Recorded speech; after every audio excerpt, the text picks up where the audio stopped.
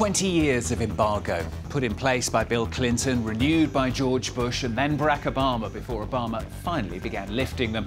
It was Donald Trump who ended them totally last October, the economic embargo against Sudan. Let's go back to February 1993, 8 years before the 9/11 attacks. A car bomb exploded in the underground parking lot of the World Trade Center, killing 6 people. The first jihadist attack on a Western country. It was sponsored by al-Qaeda. Well, one of the terrorists was Sudanese, and Osama bin Laden lived in Khartoum. So the UN Security Council imposed sanctions for supporting terrorism. 4 years later, and the United States imposed a total embargo, freezing assets and prohibiting all imports and exports to Sudan. The United States has imposed sweeping new economic sanctions against the government of Sudan because of its continued sponsorship of international terror, its effort to destabilize neighboring countries, and its abysmal record on human rights, including religious persecution. The embargo had dramatic consequences. Sudanese growth dropped like a stone, whilst inflation shot up. Hundreds of factories closed down as it became impossible to buy spare parts for machinery.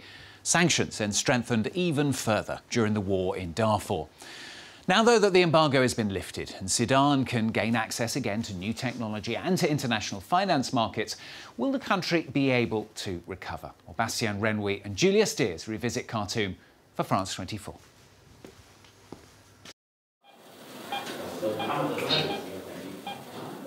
At Khartoum University Hospital this morning, basic surgeries are underway.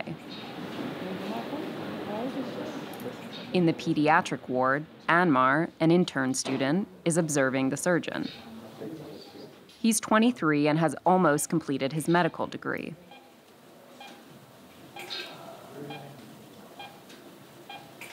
Since October, conversations between students and doctors keep coming back to one subject. What do you think about lifting American sanctions? Is it changed the situation till now? There is no change. It's not affecting our practice, actually. So I'm not seeing any improvement. No. Hospitals here can only cope with rudimentary problems. Sudan doesn't have the facilities to deal with serious diseases, so patients have to travel to Egypt or the Gulf. Advanced medical equipment is often made in the United States. And since 1997, it's been impossible to import it. Even the basics are missing. The suture material. The suture material is not available. Yeah. And what is available, usually it is not the quality that we need. There are students in each operating theater assisting the surgeries. After they graduate, few plan to stay in Sudan. Anmar is no exception. He'd like to finish his training in Canada. Yet the technology has manufacturing companies which are producing those technologies, which is not available here in Sudan. So this is why a lot of doctors going outside. And also there is a lot of financial difficulties, to be honest with you, because the payments is not good here.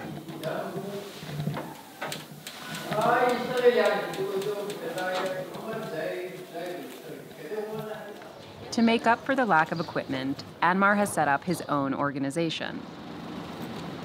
After class, he takes a taxi across Khartoum for a meeting with engineers. The capital, which sits astride the confluence of the White and Blue Nile rivers, is a bustling city of 4 million.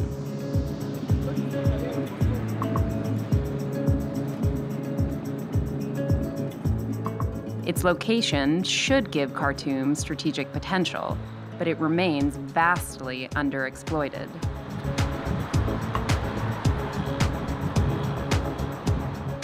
These towers were due to be finished in 2014. The government said the area would become an African Dubai. Regarding the buildings, yes, there are a lot of buildings started to build on. And also I think there is a lot of investors who want to invest in Sudan. Especially after the sanctions lifting, but it needs time.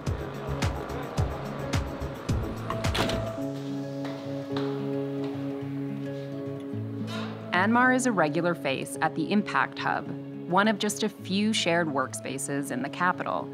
Without foreign investors, young Sudanese are being forced to develop their own technology. Anmar set up the Sudanese Medical Innovation Community, and today he's here to learn about a promising new project.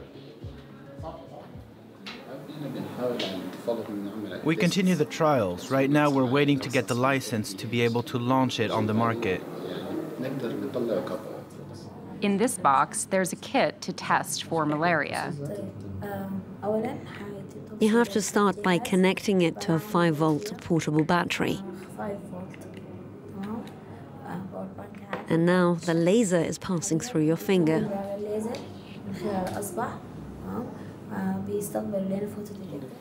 It detects the type of parasitic infection, all thanks to inexpensive technology easily found on the internet but difficult to access because of the embargo. It wasn't possible to have it delivered to Sudan, so we sent for it from Egypt. I had to go there myself to get it. It was the biggest problem we had to confront. Anmar is the first to push to develop medical tech inside Sudan. The only way to progress, he says, is for people to rethink how they do things. A lot of communities started to be built here or in Sudan. Local communities have a very great importance to support the movement, to make our own solutions for our own problems. Efforts like these have been prompted by 2 decades of American embargo.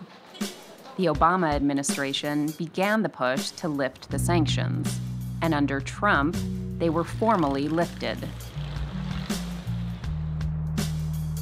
The Sudanese government had to negotiate hard. The situation was unsustainable for a country under duress. The economy of Sudan does not function in a conventional manner and has developed a parallel economy. Because of the embargo, Sudan has suffered heavy losses of about $500 billion. The hardship is over, according to the minister, who claims investments will arrive within months. The primary thing that will attract investors are the abandoned resources of Sudan. In particular, our agricultural resources. We have more than 800,000 square kilometers that are suitable for cultivation, and so far only 25% has been utilized. But the minister's optimism isn't shared by the Sudanese people. In just a few months, the value of the local currency has fallen sharply. The price of bread and other staples has doubled. Protests have broken out across the country.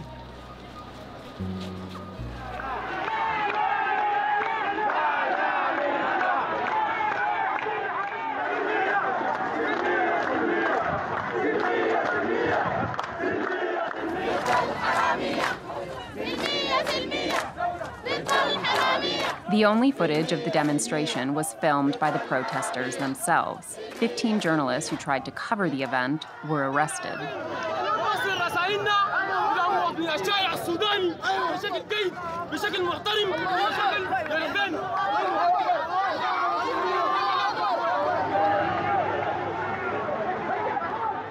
Police responded violently, leaving 3 people dead and imprisoning many others. Omar al-Bashir's dictatorial regime muzzles all forms of dissent.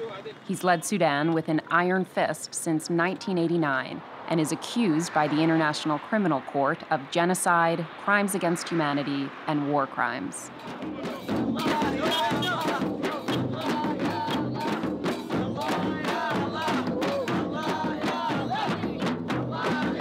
But political adversaries, unlikely as they are, still manage to exist. During a festival to honor a religious leader in an opposition neighborhood, leaders mingle freely.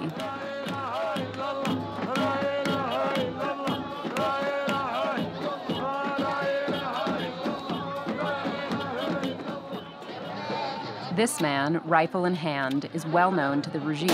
He's a member of the opposition-led Democratic Unionist Party. In the evening, everyone gathers at the mosque.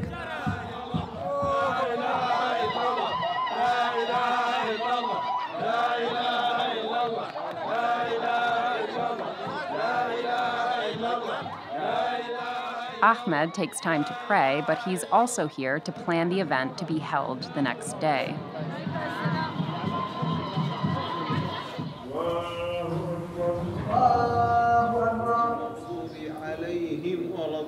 The mosque used to attract high-ranking members of the regime. Opposition and government leaders used to debate the politics of the country here.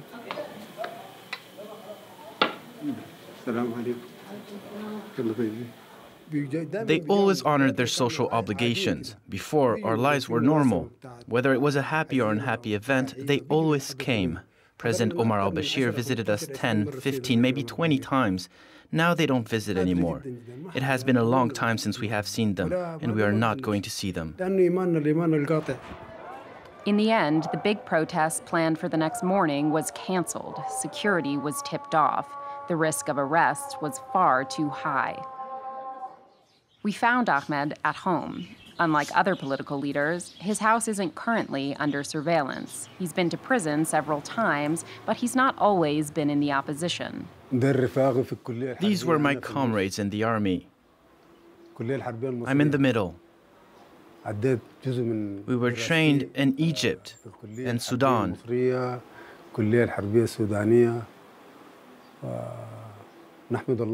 were ready to defend the whole nation, thanks to God. What concerns him most is the skyrocketing cost of living. For us, we cannot talk of a legitimate economy. The powerful arranged their lives to be simple and enjoyable, but the rest of the country is not well. We saw during the Arab Spring some very well-established leaders leaving in a few seconds. It would be better for them to correct their mistakes. Few dare to share these veiled threats publicly, but not everyone agrees that the answer lies in protests. For some young people, political parties are obsolete. Aya comes often to this trendy cafe in Khartoum. Resistance isn't always aggressive. It could be subtle. Like, for example, this place, it provides sanctuary from the restrictions. Not a lot of places offer freedom. I'm sitting here and I'm talking to you. I'm not wearing a scarf. I could be sitting with guys, girls, whichever gender, it doesn't matter. Recently, social media has been a disruptive force, leaving an opening for free speech. On Twitter, Aya's friend posted about an acquaintance who was arrested. It's impossible to share that elsewhere. You are going to be arrested as well for trying to get people to cause ruckus or basically disturb the general. They disturb the general peace. Aya leaves the cafe and heads to a writing workshop. Okay. All right. A few times a month, she participates in the meeting of the NAS, or People with Notepads Association.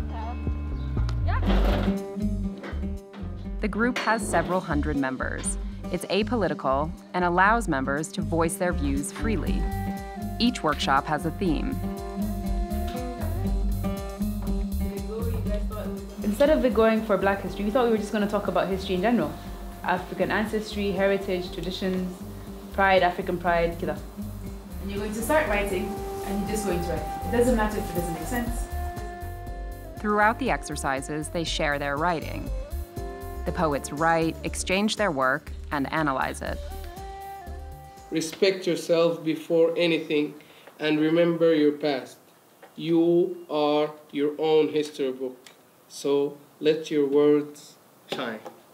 That was really nicely done. The exercises often lead to thought-provoking conversations. I can't be proud of being Sudanese because it's a broad spectrum. Like, what does that entail? What does that mean? In a city where there is little for young people to do, the lightheartedness of the workshop is important. But most also come looking to connect more deeply. It gives you an opportunity to express yourself, to tap into a creative part of yourself that you don't necessarily always get to enjoy. The community, the people in the crowd listening to the performances, no matter how much they disagree with what's being said, they don't act out.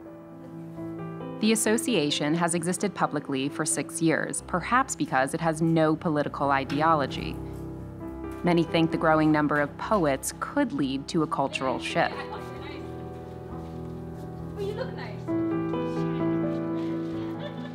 While economic progress is still slow to come, hopes are high that there may soon be a societal opening. Bastien, Renouil and Julia Steers revisiting Khartoum for France 24. Well, that's all from this week's edition. Don't forget you can catch it and all the other editions as well on our website at france24.com. More news coming up. Do stay with us.